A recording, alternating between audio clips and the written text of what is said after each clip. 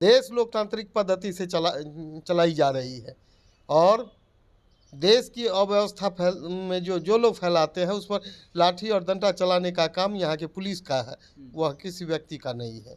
हाँ, शांति स्थापित करने का काम पुलिस का काम है, इसमें आम लोग की कोई भागीदारी। यहाँ का जो सामाजिक समीकरण है, बिहार में जो माननीय नीतीश जी के नेतृत्व में यहाँ जो सरकार चल रही है और गठबंधन की जो राजनीति है उस राजनीति का हिस्सा एनडीए भी है और एनडीए का वर्तमान में जो सामाजिक समीकरण है उसमें चारों के चारों सीट भारतीय जनता पार्टी और जदयू हम के लोग जीतेंगे। प्रधानमंत्री महोदय जी दरभंगा आ रहे हैं और दरभंगा को खास करके मिथिलांचल और कोसी इलाका जो है और पड़ोसी जहाँ रोटी और बेटी का संबंध है नेपाल, इन क्षेत्रों के लोगों के लिए बहुत बड़ी सौगात को लेकर के आ रहे हैं और एम्स जो पटना के बाद बिहार में दूसरा एम्स खुल रहा है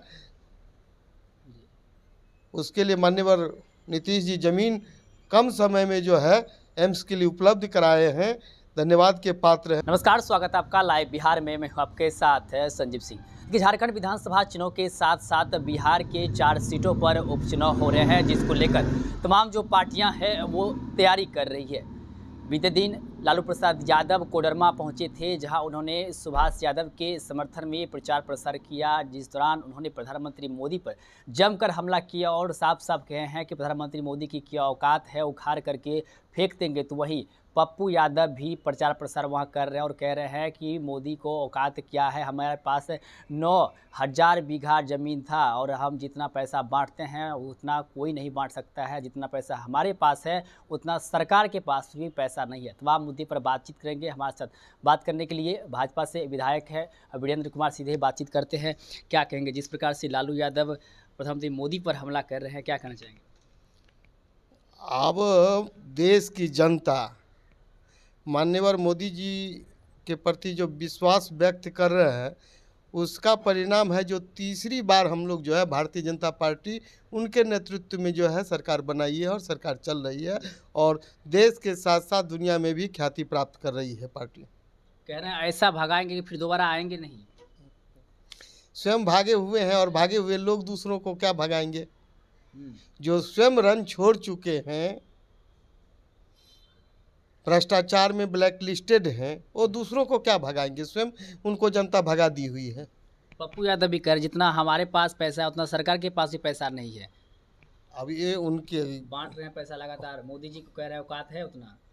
अब है पैसा है तो देश की विकास में अपनी पैसा को खर्च करे, नए नए जो है उद्योग लगाए और उसमें जो है लोगों को रोजगार मुहैया हो, ऐसा प्रयास करना चाहिए।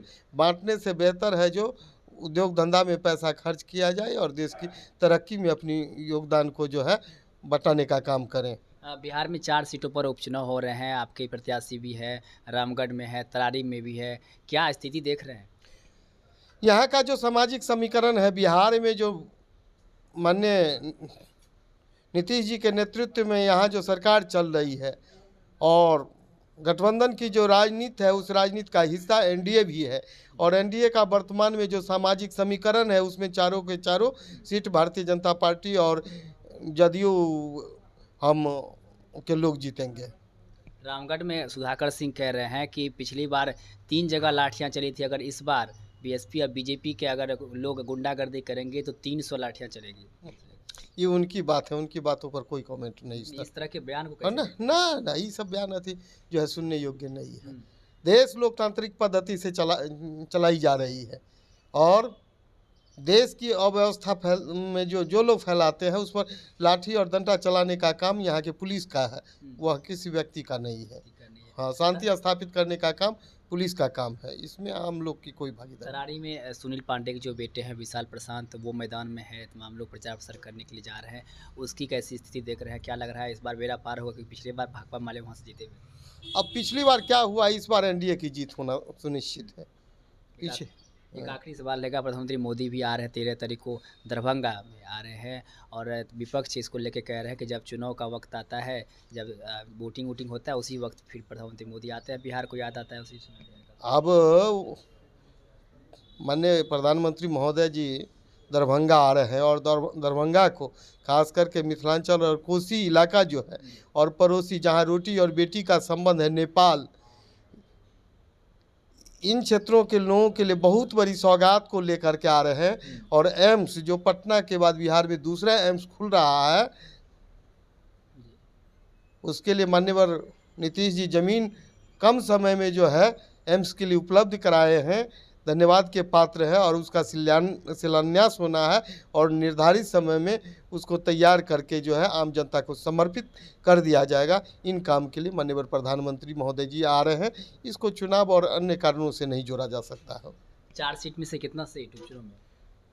अब सामाजिक जो समीकरण है और एनडीए की जो अभी ताकत दिखाई पड़ रही है, हम सभी के सभी सीट जीतेंगे। सभी की सीट। देखिए, तो हमारे साथ पिछले बातचीत करते थे वीरेंद्र कुमार, इन्होंने साफ कहा कि जो हमारी ताकत है, जो दिख रहा है, उससे साफ जाहिर होता है कि चारों की चारों सीट जो है हम लोग जीतेंगे। साथ ही साथ प्रधानमंत्री मोदी जिस प्रकार से 13 नवंबर को बिहार दौरे पर आ रहे हैं, दरभंगा जाएंगे, और उसको लेकर के उन्होंने कहा है कि बिहार को जो सौगात देने जा रहे हैं वो काफ़ी अच्छा है, और इसको लेकर के भी उन्होंने कई सारी बातें की है। और साथ साथ लालू प्रसाद यादव और पप्पू यादव ने जिस प्रकार से प्रधानमंत्री मोदी पर हमला किया, उसका भी जवाब दिया। क्या कुछ कर रहे थे, तो हम सवाल का जवाब देते हुए आप भी सुन रहे थे। आप भी राय प्रतिक्रिया हमें कमेंट्स के माध्यम से दे सकते हैं। आप देख रहे थे लाइव बिहार। बहुत बहुत धन्यवाद।